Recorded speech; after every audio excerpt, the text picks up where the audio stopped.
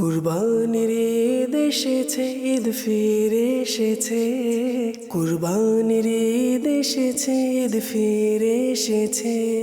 আলহামদুলিল্লাহি রাব্বিল আলামিন ওয়াসসালাতু ওয়াসসালামু আলা সাইয়্যিদিল মুরসালিন। আম্মা বা'দ ফাআউযু বিল্লাহি মিনাশ শাইতানির রাজীম। বিসমিল্লাহির রহমানির রহিম। আসসালাতু ওয়াসসালামু আলাইকা ইয়া রাসূলুল্লাহ ওয়া আলা আলিকা ওয়া আসহাবিকা ইয়া হাবিবাল্লাহ। الصلاة والسلام عليك يا نبي الله وعلى آلك وأصحابك يا نور الله. মাদিনী চ্যানেল দর্শকবৃন্দ, বিশেষ করে ছোট্ট বন্ধুরা যারা আমাদের অনুষ্ঠান দেখছেন তাদেরকে অনেক অনেক মোবারকবাদ জানাচ্ছি। আমাদের বিশেষ প্রোগ্রাম, কোরবানি ঈদের বিশেষ প্রোগ্রাম, কোরবানির ঈদের সৌন্দর্য নিয়ে আরও একবার আপনাদের সামনে হাজির হয়েছি। এখানে আমরা অনেক সুন্দর সুন্দর কিছু সেগমেন্টও রেখেছি আপনাদের জন্য। সব কিছুই শুনবো ইনশাআল্লাহ তাআলা। অনুষ্ঠান শুরু করার পূর্বে শুরুতেই আসলে আমরা দুরূদ শরীফ পাঠ করার যে কি ফজিলত বারাকাত রয়েছে তাও শ্রবণ করে নিই। আল্লাহ তাআলার প্রিয় হাবিবুল হাবিব হুজুরপুর নূর সাল্লাল্লাহু আলাইহি সাল্লাম ইরশাদ করেছেন। কি ইরশাদ করেছেন? তোমরা অধিক হারে আমার প্রতি দুরূদ শরীফ পাঠ করো, কেননা তোমাদের আমার প্রতি দুরূদ শরীফ পাঠ তোমাদের গুনাহের জন্য মাগফিরাত স্বরূপ। সুবহানাল্লাহ। আমাদের গুনাহ বাস মোচন হয়ে যাবে, আমাদের গুনাহের জন্য মাগফিরাত স্বরূপ এই দুরূদ শরীফ। মানে আমি আপনি বালা মুসিবত বলতে বুঝি কি বিভিন্ন ধরনের পেরেশানি, হ্যাঁ, আমার আপনার অসুস্থতা, আমার আপনার অর্থনৈতিক বিপর্যয়, বিভিন্ন ধরনের প্রতিকূল অবস্থাকে মনে করি কি ঝামেলা, কিন্তু আমার আপনার পাপকে মাআদাল্লাহ ঝামেলা মনে করি না। এই জন্য আমি আপনি পাপ মোচনও করতে পারছি না, কারণ আমি আপনি যেটাকে সমস্যা মনে করব সেটার সমাধান অবশ্যই করতে পারবো, কিন্তু এই যে পাপ হচ্ছে মাআদাল্লাহ, এই পাপকে সমস্যা মনে করছি না, যার কারণে সমাধানও করতে পারছি না। তো আসুন আমরা আজ থেকে মনে করি যে এটা এক ভয়াবহ দুর্যোগ, ভয়াবহ বিপদ সংকেত আমার জন্য, আর এর জন্য আর এই পাপকে মোচন করার জন্য অধিকারী দুরূদ শরীফ পাঠ করি। সাল্লু আলাল হাবিব আলা মুহাম্মদ সাল্লাল্লাহু আলাইহি ওয়াসাল্লাম। কবি কত সুন্দর করে বলেছে, হর দর্দ কি দাওয়া হ্যায় সাল্লি আলা মুহাম্মদ, হর দর্দ কি দাওয়া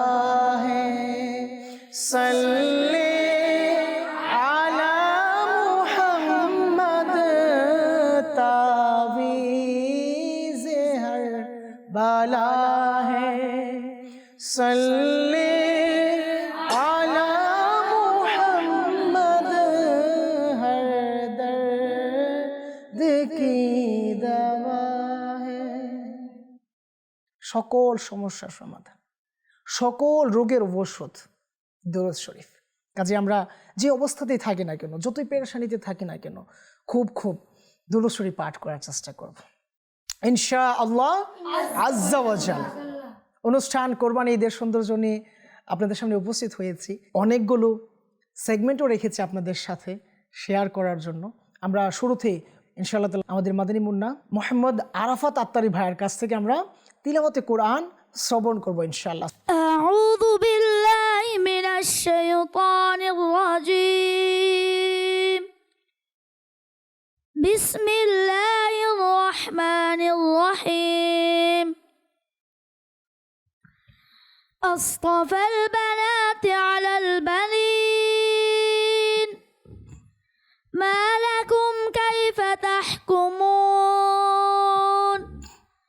আফালা তাযাক্কারুন, আম লাকুম সুলতানুম মুবিন, ফাতু বিকিতাবিকুম ইন কুনতুম সাদিকিন, ওয়াজআলু বাইনাহু ওয়া বাইনাল জিন্নাতি নাসাবা, ওয়ালাকাদ আলিমাতিল জিন্নাতু ইন্নাহুম লামুহদারুন। সুবহানাল্লাহি আম্মা يصفون إلا عباد الله المخلصين صدق الله العظيم সুবহানাল্লাহ, সুবহানাল্লাহ, মাশাআল্লাহ, মাশাআল্লাহ। আল্লাহ সুবহানাহু ওয়া তাআলা আমাদেরকে এইভাবে তিলাওয়াত করার তৌফিক দান করো। হ্যাঁ হ্যাঁ, বিশেষ করে খোদে দর্শকবৃন্দ যারা আছেন আমাদের টিভি সিটের সামনে, মাদানী মুন্না মুন্নিরা যারা আছেন, আপনারাও চাইলে এত সুন্দর করে তিলাওয়াত করতে পারেন। হ্যাঁ, তবে আপনাদের জন্য করণীয় হচ্ছে আমাদের যে মাদ্রাসাতুল মদিনা রয়েছে, অর্থাৎ ছোটদের যে কোরআনুল কারীম ফুরকানুল হামিদ শেখার যে প্রতিষ্ঠান আছে, যেখানে নুরানি, নাজরা এবং হিফজ করানো হয়, সেখানে চাইলে ভর্তি হয়ে যেতে পারেন। ইনশাআল্লাহ তাআলা আল্লাহ চাহে তো আপনারাও কি অনেক সুন্দরভাবে তিলাওয়াত করতে পারবেন। কাজে বিশেষ করে আমরা যারা অভিভাবক আছি, আমরাও চেষ্টা করি বিভিন্ন জায়গায় বিভিন্নভাবে বিভিন্ন শিক্ষায় শিক্ষিত করার জন্য। হয়তো অনেক অনেক টাকা আমি আপনি নষ্ট করছি। আমি নষ্ট করছি এই কথাটা এজন্য বলেছি, আপনি আমার আপনার সমাজের চারপাশে যদি দেখি, এমন অনেক সন্তান পায় যারা কিনা বাবা মার কথা শোনে না, বাবা মাকে অনেক কষ্ট দেয়। হ্যাঁ, এমন অনেকে আছে না, পড়াশোনা ঠিক মতো করতে চায় না, আবার টাকা পয়সাও তো নষ্ট হচ্ছে। কিভাবে নষ্ট হচ্ছে? বাবা মা মাস শেষে টাকা দিচ্ছে একটা ভালো শিক্ষা নেওয়ার জন্য, কিন্তু সে নিচ্ছে না। ওই ভালোটা পরবর্তী সময় ভালো থাকে না। এক সময় সে অনেক বড় হয়, অনেক ভালো চাকরি পায়, ইত্যাদি ইত্যাদি জায়গায় সে নিজেকে প্রতিষ্ঠিত করে। কিন্তু ওই সময়ে যখন পিতামাতার দুর্বল অবস্থা চলে আসে, পিতামাতা যখন বয়স্ক হয়, বৃদ্ধ হয়, বৃদ্ধা হয়, তখন তাদের খোঁজ নেয় না। যাদের সিনায় কোরআনুল কারীম আছে, যাদের সিনায় ইশকে রসুল আছে, তারা কি এই কাজ করতে পারে? কখনো না, কখনো না। তো আপনি যদি চান আপনার সন্তান সুশিক্ষিত হোক, সুনাগরিক হিসেবে মানুষের মতো মানুষ হিসেবে বেড়ে উঠুক, এই সমাজে বেঁচে থাকুক, দুনিয়া ও আখিরাতে তাদের সন্তান খুব বেশি সফলকামদের অন্তর্ভুক্ত হতে, তাদের উচিত দ্বীনি শিক্ষায় তাদেরকে শিক্ষিত করা, ইসলামের শিক্ষা তাদের সিনার মধ্যে প্রবেশ করিয়ে দেওয়া। আমার প্রিয় নবী রাসূল আরবি সাল্লাল্লাহু আলাইহি ওয়াসাল্লামের ভালোবাসা তাদের দিলের মধ্যে ধারণ করার এক মন মানসিকতা তাদের রাখা। এতে করেই হয়তো তাদের সন্তান পরবর্তী সময়ে তাদের কথাবার্তা শুনবে ইনশাল্লাহ, দুর্দিনে তাদের পাশে থাকবে ইনশাল্লাহ। আমরা শুনছিলাম তিলাওয়াতে কোরআন। এখন আমরা আমাদের দ্বিতীয় যে সেগমেন্ট রয়েছে কোরবানির ইতিহাস, এই সম্পর্কে আমরা জানার চেষ্টা করব। এটা আমরা সবাই জানি, কোরবানি ইব্রাহিম আলাইহিস সালামের সুন্নতে মুবারাকা। কিন্তু এও কি জানি যে কোরবানি বিভিন্ন সময়ে বিভিন্ন নবী আলাইহিস সালামগণও করেছেন? এটা আম্বিয়া আলাইহিস সালামগণেরও কি সুন্নতে মুবারাকা, এবং আমাদের প্রিয় নবী রাসূল আরবি সাল্লাল্লাহু আলাইহি ওয়াসাল্লামেরও কি সুন্নতে মুবারাকা, উনিও কিন্তু কোরবানি করেছেন। এই প্রসঙ্গে ইনশাআল্লাহ তাআলা আজকে আমরা জানবো। কিন্তু আমরা আমাদের যে ধারাবাহিক প্রশ্নের উত্তর, যে প্রশ্ন আমরা গত পর্বে করেছিলাম, সেই প্রশ্নের উত্তর ইনশাআল্লাহ তাআলা আমরা আজকে নিয়ে নিব। আর আজকেও আমরা আপনাদের সামনে, বিশেষ করে আমাদের ক্ষুদে দর্শক যারা রয়েছেন, তাদেরকেও আমরা আজকে আরও নতুন একটি প্রশ্ন দিব, যেন তারাও এই প্রশ্নের উত্তর খুঁজতে থাকেন। আজকে আমরা নতুন প্রশ্ন দিব, ওই পশু, যেই পশু কি হয়েছিল, ইসমাইল আলাইহিস সালামের জায়গায় কোরবানি হয়েছিল, ওই পশু কোত্থেকে এসেছিল? এটা হচ্ছে আজকের প্রশ্ন, যা আগামী পর্বে ইনশাআল্লাহ তাআলা আপনাদের কাছ থেকে নিব। অনেকেই গত প্রশ্নের উত্তর আমাদের কাছে শেয়ার করেছেন, অনেকেই অনেক সুন্দর সুন্দর উত্তর দিয়েছেন, আলহামদুলিল্লাহ। তো আমরাও কি করব, গত পর্বের যে প্রশ্ন রয়েছে সেটার উত্তরও দিয়ে দিব। আমরা আগে শুনে নেই আমাদের প্রিয় নবী রাসূল আরবি সাল্লাল্লাহু আলাইহি ওয়াসাল্লামের কোরবানির ধরন। হ্যাঁ, উনিও যে কোরবানি করেছেন, ওনার কোরবানি কেমন ছিল? উনি সাল্লাল্লাহু আলাইহি সাল্লাম যে পশু কোরবানি করেছিলেন, সেই পশুর কোরবানির ধরন কেমন ছিল, সেই পশুর রং কেমন ছিল, ইত্যাদি ইত্যাদি সম্পর্কে ইনশাআল্লাহ তাআলা আগে আমরা জেনে নিই। তারপর ইনশাআল্লাহ তাআলা আমরা জেনে নিব হযরত ইসমাঈল আলাইহিস সালামের জায়গায় কোন পশু কোরবানি হয়েছিল। আমরা শুনবো তো ইনশাআল্লাহ। তো আসুন আমরা এই আজিম উসান ঘটনা শ্রবণ করে নিই। শ্রবণ করার পূর্বে আসুন আমরা কিছু ভালো ভালো নিয়ত করে নিই ইনশাআল্লাহ তাআলা। আমরা পিতা মাতাদেরকেও শোনানোর চেষ্টা করব, আমাদের বন্ধু বান্ধবদেরকেও শোনানোর চেষ্টা করব, মাদানী মুন্নারা যারা আছে তাদের কাছেও আমরা কি এই সংবাদ, এই হাদিসে কারিমা ইনশাআল্লাহুল কারীম পৌঁছে দেব। সচরাচর যেমনটা হয়, যেমন আমরা কোরবানি করি, কোরবানির জন্য আমরা পশুর হাটে যাই, পশু দেখি, যেটা ভালো হয়, যেটা পছন্দ হয় সেটা ক্রয় করি না? আচ্ছা, আমরা পশু কিভাবে পছন্দ করি? রং দেখে বা তার আকার আকৃতি দেখে, দাম ইত্যাদি দেখে, তাই না? আচ্ছা, এখন আমরা তো সব কিছু করবো, কিন্তু কার মতো করব? আমাদের প্রিয় নবী সাল্লাল্লাহু আলাইহি সাল্লামের মতো করব, তবেই তো আমাদের এই আমল, এই ইবাদত উত্তম হবে না? তো আমাদের প্রিয় নবী সাল্লাল্লাহু আলাইহি ওয়াসাল্লাম কীভাবে কোরবানি করেছেন আর ওই পশু কীভাবে উনি নির্বাচন করেছেন আসলে আমরা জানার চেষ্টা করি। আল্লাহ রসুল সাল্লাল্লাহু আলাইহি ওয়াসাল্লাম আদেশ দিলেন, কি দিলেন? যাও কোরবানির পশু নিয়ে আসো। কি নিয়ে আসো? এমন এক পশু আনবা যেই পশু কালোতে চলে, কালোতে দেখে, কালোতে বসে, অর্থাৎ ওই পশুর চোখ কালো থাকবে, তার পেট কালো থাকবে, তার অবয়ব কালো থাকবে, তার পা কালো থাকবে, এরকম পশু আনার জন্য আদেশ দিলেন। কে আদেশ দিলেন? প্রিয় নবী সাল্লাল্লাহু আলাইহি সাল্লাম আদেশ দিলেন। আচ্ছা ওই পশু কি ছিল? গরু ছিল না উট ছিল না ভেড়া ছিল না দুম্বা ছিল? জানার দরকার আছে না? কারণ আরব ভূখণ্ডে উট, দুম্বা, ভেড়া ইত্যাদি কি সচরাচর ছিল, গরু ছিল না। তো এর মাঝে আল্লাহ রসুল সাল্লাল্লাহু আলাইহি ওয়াসাল্লাম যেই পশু এনেছিলেন তা দুম্বা ছিল। কে ছিল? দুম্বা ছিল। এই দুম্বা আল্লাহ রসুল সাল্লাল্লাহু আলাইহি ওয়াসাল্লামের সামনে যখন রাখা হলো তখন আল্লাহ রসুল সাল্লাল্লাহু আলাইহি ওয়াসাল্লাম আদেশ দিলেন ছুরি ধারালো করার জন্য। তখন ছুরি ধারালো করা হলো আর আল্লাহ রসুল সাল্লাল্লাহু আলাইহি ওয়াসাল্লাম ওনার মুবারক হাত দিয়ে ওই পশুকে কোরবানি করে দিলেন। কিভাবে এই পশুর গোশত উনি বন্টন করেছেন, এর গোশত কোথায় কোথায় উনি প্রেরণ করেছেন, তো আমরা তো সবাই জানি 3 ভাগ করতে হয় না। এই 3 ভাগ কোত্থেকে আমরা শিখেছি? আল্লাহ রসুল সাল্লাল্লাহু আলাইহি ওয়াসাল্লামের সুন্নতি মুবারাকা থেকেই তো না। তো উনি সাল্লাল্লাহু আলাইহি সাল্লাম ওনার ওই পশুর গোশতকেও কি 3 ভাগ করলেন। এক ভাগ নিজের জন্য যতটুকু প্রয়োজন ছিল রেখে দিলেন, আরেক ভাগ আত্মীয় স্বজনের কাছে পৌঁছে দিলেন, আরেক ভাগ গরিব মিসকিনদের মাঝে কি করলেন? বিতরণ করে দিলেন। আচ্ছা আত্মীয় স্বজন তো অনেক ধরনের থাকে, তো এর মাঝে আল্লাহ রসুল সাল্লাল্লাহু আলাইহি সাল্লাম ওনার নিকটস্থ যে আত্মীয় স্বজন ছিলেন বা ওনার বিবিগণের মধ্যে থেকে যারা আত্মীয় স্বজন ছিলেন, নিকট আত্মীয় বিবিগণের পরিবারের অংশ ছিলেন বা বান্ধবী ছিলেন, একসাথে উঠা বসা যারা করতেন তাদেরকেও কি করতেন? এই গোশত প্রেরণ করতেন, এই ভাগ উনি পৌঁছে দিতেন। এইভাবে উনি সাল্লাল্লাহু আলাইহি সাল্লাম কোরবানির গোশত বিতরণ করে দিলেন। সুবহানাল্লাহ। মা আয়েশা সিদ্দিকা তাহেরা রাদিয়াল্লাহু তাআলা আনহা বর্ণনা করেন, উনি বর্ণনা করেন যে আল্লাহ রসুল সাল্লাল্লাহু আলাইহি সাল্লাম কোনো সময় 2টি করেও কি কোরবানি দিয়েছেন, দুম্বা 2টি করেও কি কোরবানি দিয়েছেন। এই কোরবানির গোশত সবার সাথে ভাগাভাগি করে ইনশাআল্লাহ তাআলা এর যে আনন্দ রয়েছে তা ভাগাভাগি করে নিয়েছেন। আসলে প্রিয় নবী রাসূল আরবি সাল্লাল্লাহু আলাইহি ওয়াসাল্লামের হুসনে আখলাক যদি আমি আপনি অধ্যয়ন করি, ওই ইতিহাস যদি আমি আপনি জানার চেষ্টা করি, তখন আমি আপনি বাস উপলব্ধি করতে পারবো যে উনি সাল্লাল্লাহু আলাইহি ওয়াসাল্লাম কত সুন্দরভাবে জীবনযাপন করেছে। নিজের প্রয়োজনকে কিভাবে মানে গোপনে রেখে নিজের প্রয়োজনীয় বিষয়বস্তুকে বাস পূরণ না করে অন্যের যে অভাব আছে, অন্যের যে প্রয়োজনীয় দিকগুলো আছে তা উনি বাস সমাধানের জন্য কত চেষ্টা করেছে। আজকে আমি আপনি নিজেরটাই বাস আগে মনে করি, আমি খাইলে বাস খাওয়া হইব, আমি না খাইলে খাওয়া হইব না। এই যে একটা চিন্তা ভাবনা যে আমি তো আমি না, আমি আগে খাবো, দেন বাস অন্য কেউ থাকলে খাবে, না থাকলে নেই। এই যে এক চিন্তা ভাবনা, এটা যেন না থাকে। আমাদের প্রিয় নবী রাসূল আরবি সাল্লাল্লাহু আলাইহি ওয়াসাল্লামের শিক্ষায় এই কথাগুলো নেই যে আমি আগে, আমি খেলাম তো আলহামদুলিল্লাহ, আমি পেলাম তো আলহামদুলিল্লাহ, অপরে পেল না তো আমার কি যায় আসে। এটা কি আল্লাহ রাসূল সাল্লাল্লাহু আলাইহি ওয়াসাল্লামের সুন্নতে মুবারাকার মধ্যে নেই। তো আমাদের কি করতে হবে?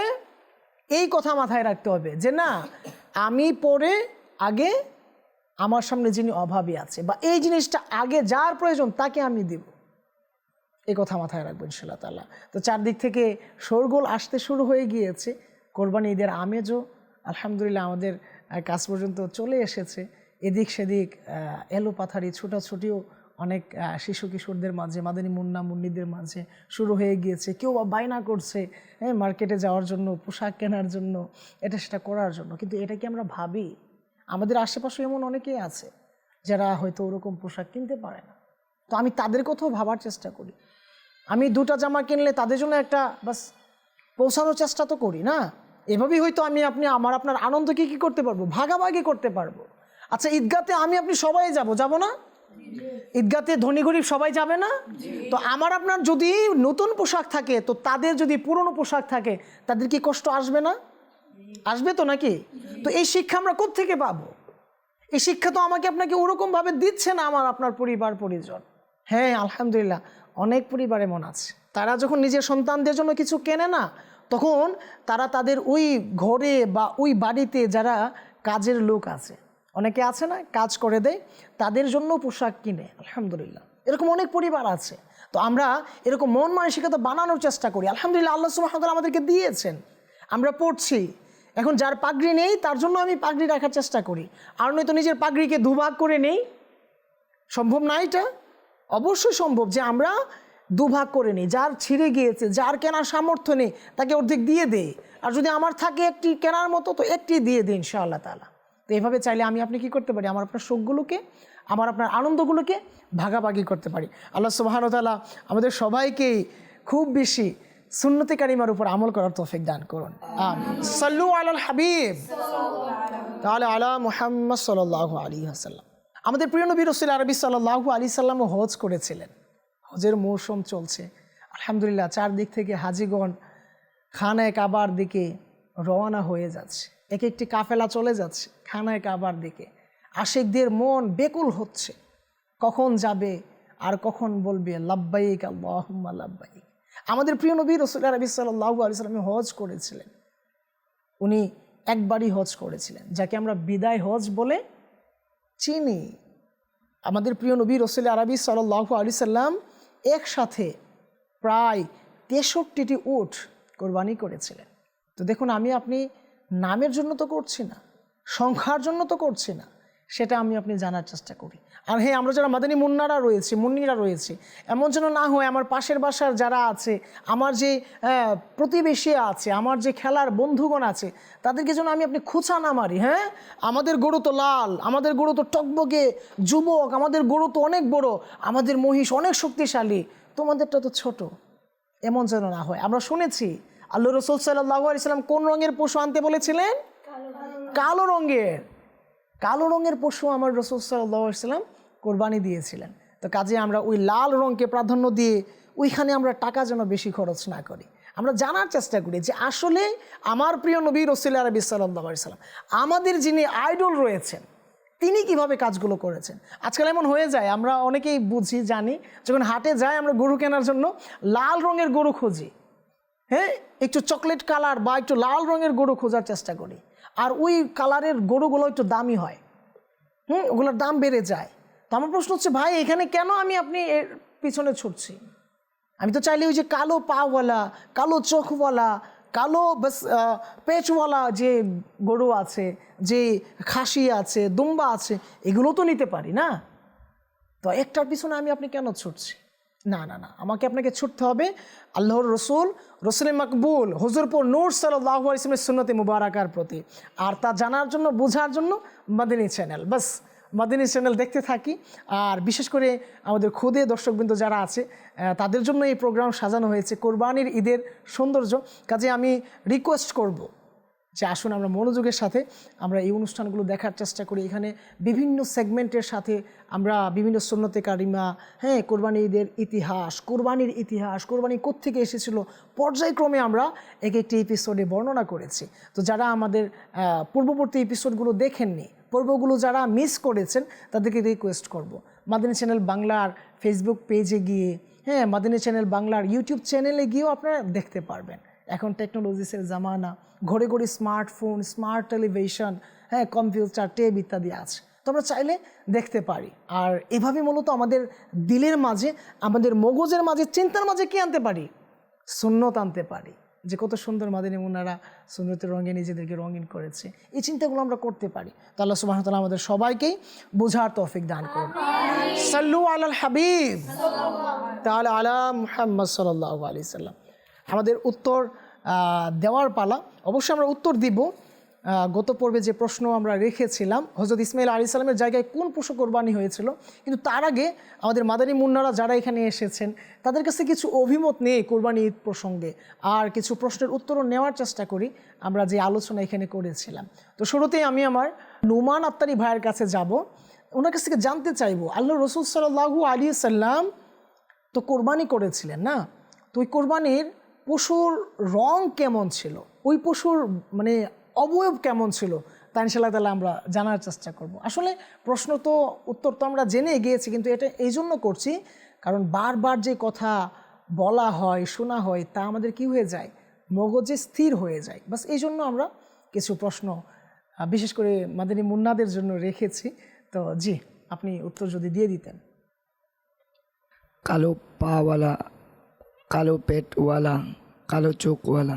মাশাআল্লাহ, মাশাআল্লাহ, সুবহানাল্লাহ। হ্যাঁ হ্যাঁ, কালো চোখওয়ালা, কালো পাওয়ালা, কালো পেটওয়ালা যেই পশু আছে, ওই পশুর প্রতি আমাদের প্রিয় নবী রাসূলুল্লাহ সাল্লাল্লাহু আলাইহি ওয়াসাল্লাম নির্দেশ দিয়েছিলেন। পরবর্তী সময়ে সেই পশুই আনা হয়েছিল। আচ্ছা, আল্লাহ রসুল সাল্লাল্লাহু আলাইহি ওয়াসাল্লামের কাছে যখন পশু এসে গেল, যখন কোরবানির সময়ও হয়ে গেল, তখন উনি সাল্লাল্লাহু আলাইহি সাল্লাম ওই পশু জবেহ করার জন্য যে ছুরি ছিল, সেই ছুরি কিসের জন্য সাহাবীর নিকট পাঠানো হয়েছিল?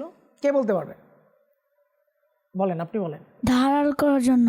হ্যাঁ হ্যাঁ, ধারালো করানোর জন্য, এই জন্য যেন ওই পশু কষ্ট না পায়। হ্যাঁ হ্যাঁ, আমাদের খেয়াল রাখতে হবে। অনেক সময় এমন হয় পশুকে বাঁধার পরে, পশুকে শোয়ানোর পরে আমরা বাস ধার করি। এটা তো করলে সে দেখে ফেলবে যে আমাকে কি করা হবে, এখনই জবে করা হবে, যদিও বা সে বলতে পারে না, যদিও বা তার বাক শক্তি নেই, কিন্তু বোধ শক্তি তো আছে, অনুভূতি শক্তি তো আছে। আমার আপনার চোখের সামনে যদি কেউ আমাকে আপনাকে হাত পা বেঁধে জবে করার জন্য বডি বাস ধার দেয়, আমার পর কেমন মনে হবে? সবারই তো প্রাণের ভয় থাকে, থাকে না? তো কাজে আমাদেরও উচিত হবে কি আগে ভাগেই ধার দিয়ে নেওয়া। আচ্ছা, আমরা তো শুনেছিলাম মা আয়েশা সিদ্দিকা রাদিয়াল্লাহু তাআলা আনহা বর্ণনা করেছিলেন আল্লাহ রাসূল সাল্লাল্লাহু আলাইহি ওয়াসাল্লাম কখনো কখনো একের অধিক কোরবানি করতেন। আচ্ছা, ওই সংখ্যাটা কত ছিল কে বলতে পারবেন? জি, আপনি বলুন। 2 ছিল। মাশাআল্লাহ, সুবহানাল্লাহ। জি হ্যাঁ, আল্লাহ রাসূল সাল্লাল্লাহু আলাইহি ওয়াসাল্লাম কখনো কখনো একের অধিকও কোরবানি দিয়েছেন। মাশাআল্লাহ, মুবারকবাদ তাদেরকে যারা একের অধিক কোরবানি দিচ্ছেন। আলহামদুলিল্লাহ, যাদের চিন্তায় এটা আছে যে না, আমার অনেক আত্মীয় স্বজন আছে, আমাকে অনেকেই চিনে, আমার কাছ থেকে অনেকেই কিছু আশা করে।